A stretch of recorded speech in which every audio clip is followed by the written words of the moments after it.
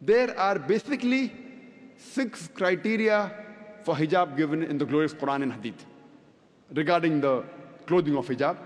The first is the extent. As far as for the man is concerned, the extent is from the navel to the knee.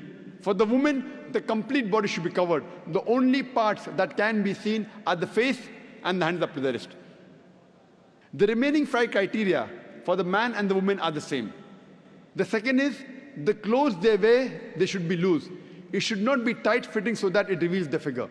The third, it should not be transparent or translucent so that a person can see through it.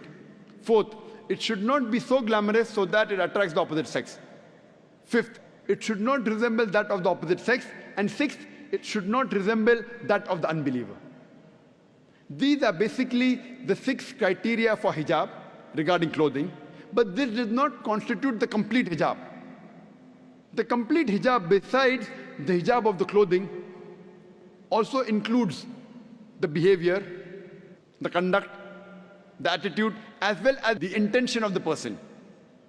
Besides the hijab of the clothing, there's hijab of the eyes, hijab of the heart, hijab of the mind, hijab of the thought. It even includes the way a person talks, the way a person walks, the way a person behaves. This is the complete hijab.